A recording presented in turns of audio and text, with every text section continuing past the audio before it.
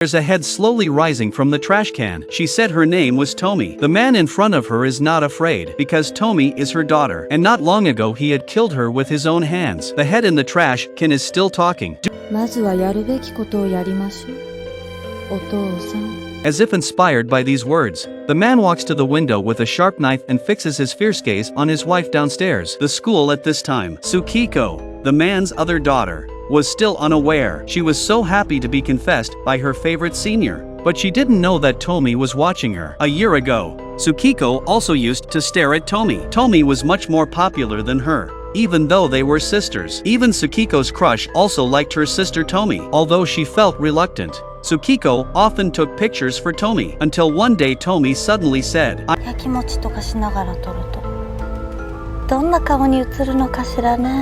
soon as the words left her mouth, they noticed something above their heads. When they looked up, a steel pipe went straight through Tomi's body. The camera slipped from Tsukiko's hand and captured the moment of Tomi's death.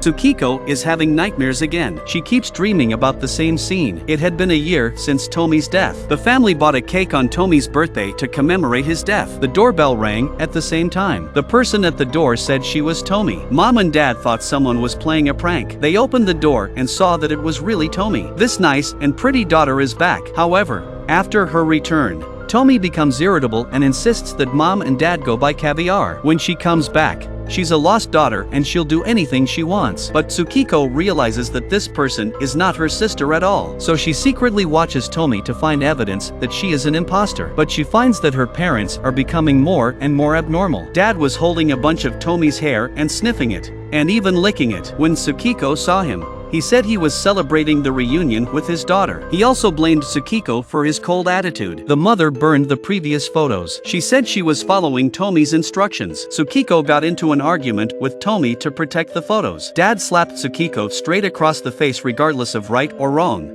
お父さん、この子にはしつけが必要みたいよ。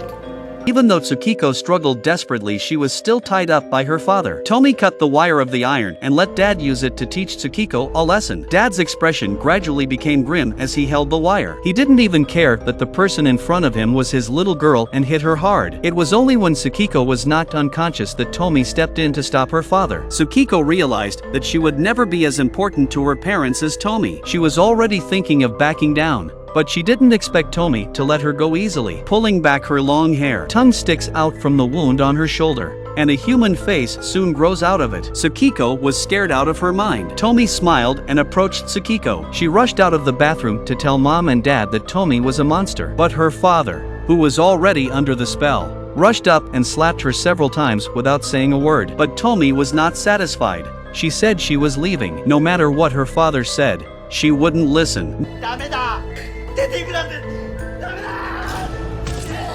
Blood was spilled everywhere. The next scene is familiar to all of us. The killing of a man and his body. The destruction of evidence. Until the next morning, the three of them were exhausted. Tsukiko had to go to school. When her mother was preparing her lunchbox, Tomi's meat was accidentally dropped into it, but she didn't notice. When she arrived at school, the teacher introduced a new classmate to the students. He had Tomi's face and his name was Tomi too. The strange thing is, no one seemed to recognize her as Tsukiko's sister. They just thought they looked alike. Tsukiko's mind was in a state of disbelief. When it was finally time to eat, she saw a lot of Tomi's face in her lunchbox. She threw the whole lunchbox into the trash thinking that it would be fine. After school, Tsukiko's favorite senior confesses his love to her and invites her to the judo club for a photo shoot. Tsukiko agrees to go, but then Tomi comes too. Not only did he defeat the club's master, but he also kissed Tsukiko's favorite senior in front of everyone and left. Tsukiko chased after her and warned Tomi not to go near him again and said she wanted to see the wound on her shoulder. Tomi ignored Tsukiko and followed a man in a suit to leave. At this moment,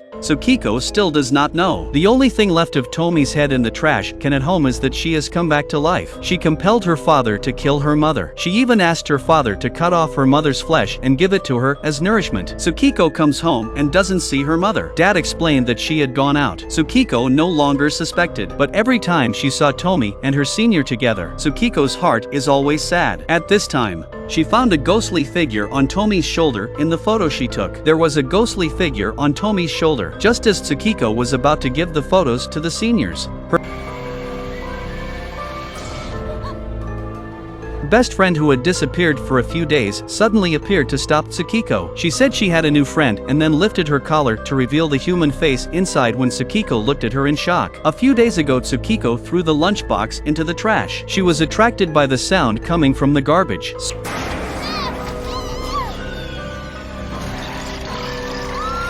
Soon after, Tomi's girlfriend grew a flesh lump with a human face. She came to Tsukiko and wanted Tsukiko to kiss the flesh too. Tsukiko refused. She pushed her girlfriend away and ran into the judo club. She found out where the senpai was and went there. There was a strange sound of laughter in the room. Tsukiko pushed the door and saw the senpai took a pan and stuck it into Tomi's body. However, the next moment, he suddenly stopped shaking. 二人きりで話してたら突然頭の中に声が響いたんだ。トミエを殺せって。 Tsukiko rushed to pull the senior away, but the blood that came out of Tomi's body gradually faded and turned back into Tomi's form, as if he was under the spell. He kissed Tomi's blood-stained body without hesitation. Tsukiko couldn't stand this scene. She picked up the pen on the ground and inserted it into Tomi's body. She even felt that this was not enough to vent her anger. She killed the newly revived Tomi as well. Her best friend chased her to the judo club. The club members were excited to see the lump of flesh on her shoulder. The lump of flesh admitted that she was Tomi. They asked the boys to help them remove the other face. The boys went crazy, grabbed the big scissors, and reached for BFF's neck. BFF's head fell off, but the severed body stood up again. The headless body ran out. Tsukiko was the first to be found. Tsukiko turned around and ran, but saw the dead and wounded club members on the stairs. She couldn't think about it. She went into the judo club and closed the door, but there was a trash can in the activity room. Tomi's head was in it.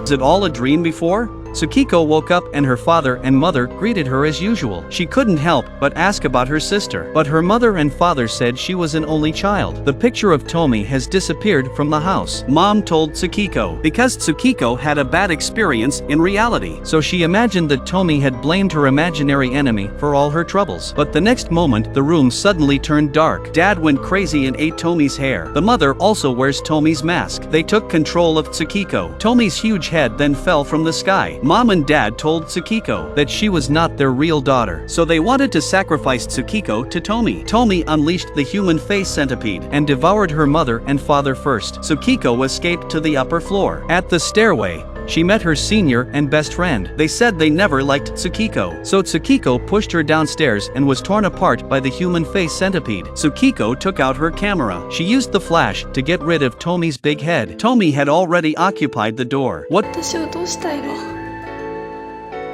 あなたと完全に一緒になりたいの。 Kiko knew there was no way out. She stopped resisting and let Tomi devour her. The sun was shining early in the morning, so Kiko went out fully dressed, weaving in and out of the crowd. Soon a man stopped her. Where? 今までどこにいたんだ。探していたよ。 Kiko smiled and went with the man, but the next moment the man killed her. With the words on his lips he said, "I won't let any other man near you again." Tsukiko looked at the mirror in pain. In the mirror was Tomi's face. Look. 必要とされてるわよ。